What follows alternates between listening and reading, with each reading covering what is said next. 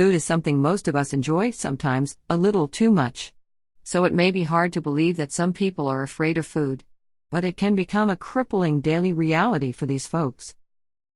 Although phobias can be difficult to deal with in general, food phobias are often worse because they create social stress and have the potential to wreak havoc on one's well-being. Some food phobias can be avoided. But as we'll see, others are far more serious. Number 10. Diapnophobia, the fear of dining or dinner conversations. The idea of family holiday get-togethers is enough to make many of us cringe, but for some, the idea is downright terrifying. People who suffer from diapnophobia prefer to eat in silence, and usually alone. This means that it is a hard pass on family holiday meals and dinner dates with friends. This is often the result of a singular traumatic event, such as a failed dinner date or a business interaction over a luncheon that went awry. Since diapnophobia is a social phobia, it also means that it is the result of genetics. Troubled childhoods and failed social experiences are all contributing factors. Selective serotonin reuptake inhibitors, SSRIs, and cognitive therapy offer hope for those with diapnophobia. Number 9. Enophobia, the fear of wine. A day of touring wineries and participating in wine tastings may sound like the optimal day for some, but those with enophobia would disagree. A fear of wine is pretty frustrating because wine is just about everywhere. This condition makes eating out difficult, and trips to the grocery store become awful, as most places have an entire aisle dedicated to wine and spirits. In some cases, this fear can pertain to the inability to choose the right wine for a gathering. Those suffering from this disease are afraid that, if they choose the wrong wine, then those at the party will blame the host. It may not sound serious, but those suffering from this disease can have the same symptoms as people with anxiety, shortness of breath, tremors, and a severe inability to cope with the situation. Those severely stricken with this phobia may vomit if they accidentally imbibe wine. Behavioral therapy is the usual choice to cure those afflicted with enophobia, but cognitive psychotherapy may be used as well.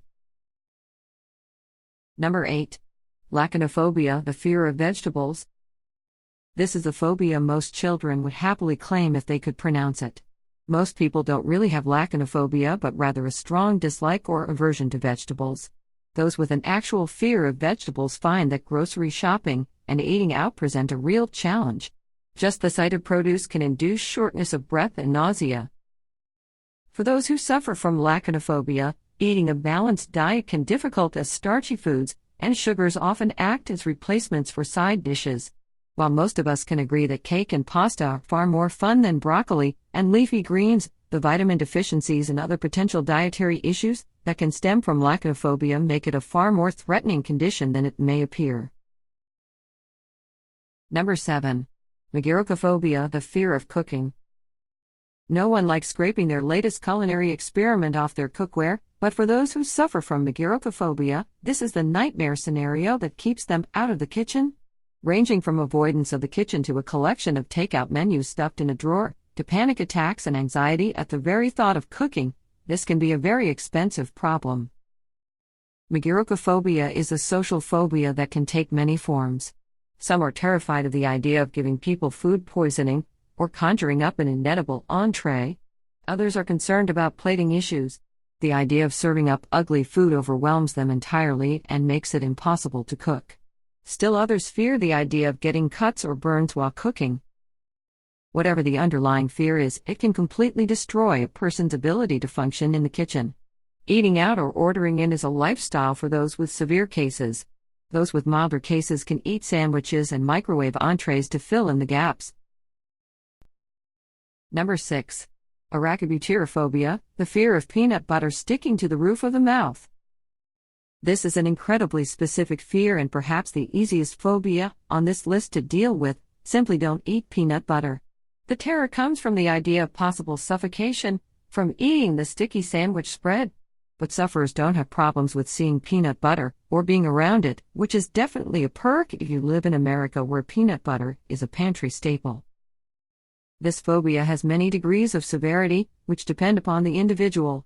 Symptoms can range from agitation to panic and anxiety. It also may manifest into terrifying physical symptoms that range from a nervous sweat, and irregular breathing to shaking, irregular heartbeat, and choking. Even though people with arachibutyrophobia know that, their fear is baseless and irrational, it doesn't seem to help. The fear creeps in regardless. The horrible, this fear is easy enough to avoid. For sufferers with milder versions and a love for peanut butter, switching to crunchy peanut butter, with its less sticky texture can make all the difference. Others learn to drink specific liquids while they eat peanut butter to help break down the stickiness. The more severe cases avoid peanut butter at all costs and may even avoid peanuts. Number 5. Chocolatophobia, the fear of chocolate. This is almost beyond comprehension. Afraid of chocolate? Imagine the foods associated with so many holidays in the U.S., Valentine's Day chocolates, Easter bunnies, and Halloween candy, to name a few. This would truly be a rough phobia. You would not only miss out on chocolate and all its awesomeness, but you would live in a world where it is practically unavoidable. This can easily create tension in social situations, frustration when shopping with chocolatey candy bars residing at every checkout, and even highly stressful situations at work, as there is always that one coworker who keeps candies on her desk. Extreme cases may find chocolate vulgar. In fact, if they touch anything chocolatey, then they must immediately run to the nearest sink to wash it off. Number 4. Orthorexia, the fear of eating food that is not pure. Okay, so orthorexia is not officially an eating disorder. Yet the number of patients exhibiting an obsession with eating healthy is growing. A physician describing his own relationship with food first coined the term orthorexia in 1997. Too much healthy eating doesn't sound like a bad thing, but these people take it to the extreme. While too much fat, sugar, and salt isn't good for you, eliminating these things completely is bad too. An obsessive behavior that is still not recognized in the Diagnostic and Statistical Manual of Mental Disorders. Orthorexia nervosa has many of the same symptoms as anorexia nervosa. While those with anorexia worry about the quantity of food they consume, those with orthorexia obsess over the quality. Orthorexics are so concerned with the purity of their food that they tend to restrict their diets in unsafe ways. For example, they may eliminate entire food groups such as dairy and grains. These boundaries can continue to tighten as other foods are deemed impure over time. Finding pure food becomes an obsession for those dealing with orthorexia. Only organic food will do, and the food must be prepared in the proper way. It is not uncommon for orthorexics to spend hours shopping for the right foods to take home and prepare themselves. In a cruel twist of fate, this extreme crusade to eat healthy is actually super unhealthy. Malnourishment can result as important food groups are eliminated, and the body ultimately begins to ignore or not recognize its own hunger signals. Number 3. Ichthyophobia, the fear of all things fish. Though the nature of this phobia may sound fishy, don't tell an ichthyophobe that. Just the mention of fish is off the table for those with this phobia. The sight or smell of fish, and even the idea of swimming where fish may be, is frightening to them. This means no swimming in the ocean and definitely no sushi bars.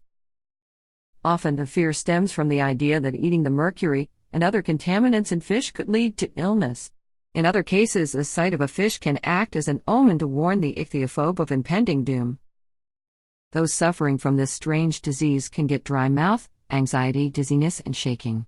For ichthyophobes, avoidance is often the easiest route. This means no fishing trips, no fish movies, and no trips to pet stores and aquariums. Since no direct cause for this phobia is known, there are several prospective ways to treat it. The most common are hypnotherapy, neurolinguistic programming, and exposure therapy. Number 2. Phagophobia, the fear of swallowing food, pills, or liquids. Degrees of phagophobia can be so bad that a person can be terrified to swallow his own saliva. Commonly stemming from the fear of choking, this phobia can be life-threatening. With malnutrition and dehydration as inevitable consequences, people with phagophobia tend to skip meals as often as possible. When they absolutely have to eat, they use workarounds such as overchewing and avoiding certain textures. Phagophobia is a notoriously difficult fear to contend with. In many cases, it feels like there is something stuck in the throat. But when people with this phobia go to the doctor, nothing is found. The sensation is persistent, but in all actuality, that is all it is, a sensation. There's nothing actually there. It is hard to imagine not being able to sustain yourself due to crippling terror. Then you seek help only to find that most healthcare professionals can't pinpoint what is wrong. This has to be a truly awful way to live. Number 1. Cybophobia, cytophobia, the fear of all food. Given that we need food to live, the magnitude of cybophobia cannot be overstated. What can you do when you are terrified of the very thing that you need to stay alive? Avoiding food for any length of time isn't an option, so where does that leave you? Oh yeah, hungry. Forever. On the bright side, most sufferers are not so afraid that forego any food or drink. Instead, they fear foods prepared by people whom they don't know, are obsessive about expiration dates on food, and are more afraid of beef and chicken. This can be a lethal phobia and must be addressed as soon as possible. Though psychotherapy has shown promise in patients with cybophobia, this is by far the worst food phobia of them all.